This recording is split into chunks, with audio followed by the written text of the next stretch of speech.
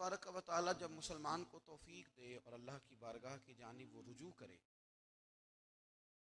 تو پھر اس کا رویہ یہ ہونا چاہیے کہ اس کی توجہ ہو اللہ کی جانب. ہمارے ہاں تسبیحات پڑھ لی جاتی ہیں اگر کبھی موقع ملے، لیکن وہ خاص انہماک، وہ خاص شوق، وہ خاص ذوق اللہ تبارک و تعالیٰ کی عبادت کا. ایک ہوتا ہے نماز پڑھنا، ایک ہوتا ہے اہتمام کے ساتھ نماز پڑھنا، یعنی ذرا وقت پہ اٹھنا، ذرا صحیح کر کے وضو کرنا، ذرا شوق سے مصلی بچھانا. ایک ہوتا ہے تسبیح پڑھ لینا، اور ایک ہوتا ہے ذرا تھوڑا سا نا شوق کے ساتھ اللہ کو یاد کرنا. آپ کبھی جو میں نے آیہ کریمہ پڑھی اس کی آپ شان نزول دیکھیں. نبی کریم صلی اللہ تعالیٰ علیہ وسلم کے نا کچھ صحابہ اللہ کی محبت کے شوق میں حضور کی بارگاہ میں حاضر، انہوں نے آ کے عرض پتہ کیا کیا، عرض کرنے لگے یا رسول اللہ صلی اللہ تعالیٰ علیہ وسلم سالوں بیت گئے ہیں سجدے کرتے، حضور سالوں بیت گئے ہیں تسبیح پڑھتے ہوئے، سالوں بیت گئے کہتے ہوئے کہ سبحان اللہ وہ پاک ہے، ہمیں سالوں بیت گئے یہ کہتے ہوئے کہ اللہ اکبر وہی سب سے بڑا ہے، سالوں بیت گئے کہتے ہوئے کہ الحمدللہ ساری تعریفیں اللہ کے لیے، سالوں بیت گئے اس کی تسبیح کرتے، تحلیل کرتے، تکبیر کہتے. حضور اب نہ ہمارا اپنے رب سے ملنے کو جی چاہتا ہے، کبھی اے حقیقت منتظر نظر آ نہ لباس مجاز، لاکھوں سجدے تڑپ رہے ہیں میری جبین نیاز میں. اور اقبال کہنے لگے کہ تیرے عشق کی انتہا چاہتا ہوں، تو میری سادگی دیکھ کیا چاہتا ہوں، میرا ذرا سا تو دل ہے مگر شوق اتنا، میں وہی لن ترانی سنا چاہتا ہوں. میرا بھی دل کرتا ہے کہ اللہ میں تجھے کہوں میں تجھے دیکھنا چاہتا ہوں جس طرح حضرت موسیٰ کلیم علیہ السلام نے کہا تھا، اور تو مجھے کہے کہ لن ترانی تو نہیں دیکھ سکتا، ذرا سا تو دل ہے مگر شوق اتنا، میں بھی وہی لن ترانی سنا چاہتا ہوں. پھر کہنے لگے بھری بزم میں راز کی بات کہہ دی، بڑا بے ادب ہوں سزا چاہتا ہوں. دیکھو سب لوگوں کے بیچ ہی میں نے یہ کہہ دیا. میرے عزیز صحابہ نا شوق میں، اتنے سارے لوگ ہیں، آپ کتنی ماشاءاللہ بڑی تعداد میں آپ آئے، ہم بھی کبھی اس شوق میں گئے ہیں کہ ہمارے رب کو دیکھنے کو دل چاہتا ہے، ہمارا جی چاہے وہ کبھی ہمیں ملے.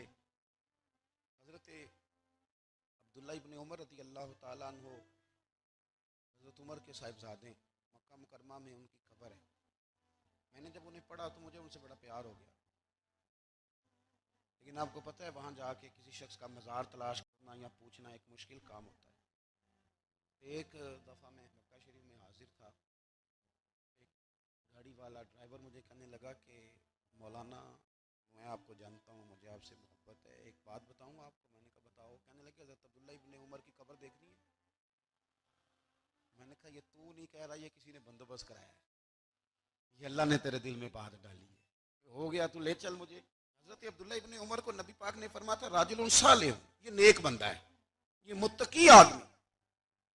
حضرت عبداللہ ابن عمر رضی اللہ تعالیٰ عنہ سیدنا فاروق اعظم رضی اللہ تعالیٰ عنہ کے صاحبزادے ہیں، اور ان کی ہمشیرہ سیدہ حفصہ رضی اللہ تعالیٰ عنہ حضور کی زوجہ محترمہ. ایک دن اپنی ہمشیرہ سے کہنے لگے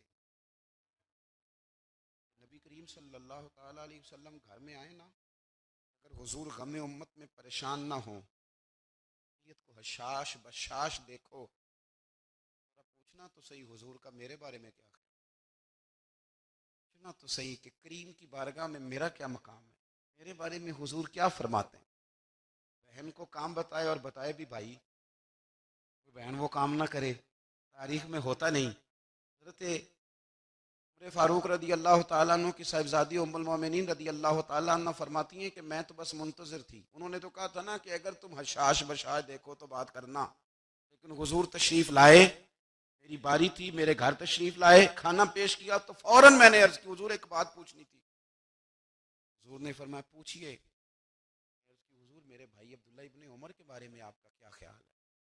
نوجوانوں میری بات پہ غور کرنا، میرے بھائی کے بارے میں آپ کا کیا خیال ہے؟ نبی کریم صلی اللہ تعالیٰ علیہ وآلہ وسلم نے میری طرف دیکھا، پھر حضور زیر لب تھوڑا مسکرائے. اور بریلی کے امام کہتے ہیں کہ حضور مسکرا دیتے تھے نا تو جو بڑا دکھی ہوتا تھا وہ بھی ہنس پڑتا. اب سوال پیدا ہوتا تھا کہ پھر تو اس مسکراہٹ کے لیے انتظار کرنا پڑتا ہوگا کئی کئی مہینے کہ حضور مسکرائیں، رونے والے ہنسیں، تو اعلیٰ حضرت فرماتے ہیں نہیں، انتظار نہیں کرنا پڑتا، یہ مسکراتے رہنا تو حضور کی عادت ہے۔ جس کی تسکین سے روتے ہوئے ہنس پڑے اس تبسم کی عادت پہ لاکھوں سلام۔ یعنی یہ تو عادت ہے حضور کی مسکراتے رہنا، اس کے لیے انتظار نہیں کرنا پڑتا۔ آئیو آپ خیال رکھیں گے، غور کریں گے، حضرت عبداللہ ابن عمر رضی اللہ تعالیٰ عنہ کے بارے میں پوچھا، سیدہ فرماتی ہیں کہ نبی کریم صلی اللہ تعالیٰ علیہ وسلم نہ زیر لب مسکرائے، فرمایا حفصہ بھائی ہے تو اچھا، میں نے سنا ہے شاہ کی نماز پڑھتا ہے تو فجر تک سویا ہی رہتا ہے۔ او نوجوانوں، 10 بجے تک سونے کی بات نہیں ہوئی، 9 بجے تک سونے کی بات نہیں ہوئی، 11 بجے اٹھنے کی بات نہیں۔ حضور فرمانے لگے میں نے سنا ہے عشاء کی نماز پڑھ کے سو جاتا ہے اور فجر تک سویا ہی رہتا ہے، اسے چاہیے تہجد کے وقت اٹھا کرے، اللہ کی بارگاہ میں حاضر ہوا کرے، آہوزاری کرے، سجدے کرے، عبادت کرے، اٹھتا ہے اور فجر میں جا کے اٹھتا ہے۔ جناب حفصہ رضی اللہ تعالیٰ عنہ کہتی ہے میں نے جناب عبداللہ ابن عمر کو پیغام دیا، میں نے کہا میرے جوان بھائی سن، پاک نے فرمایا ہے تو اچھا، تہجد میں نہیں اٹھتا، نفل نہیں پڑھتا۔ وہ میری ملت کے جوانوں، مزہ نہیں آ جاتا؟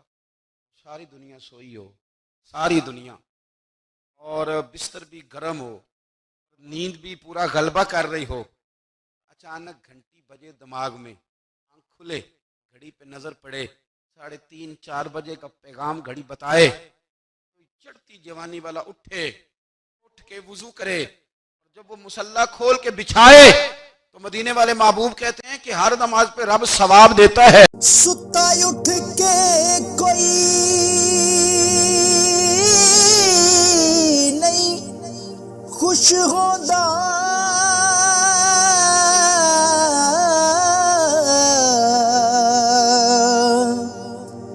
بڑے ستے جگا کے میں ویکھیا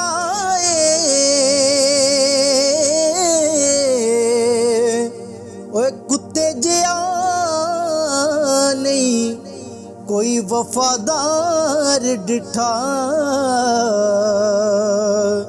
تے ٹکر سکا بھی پا کے ویکھ آئے۔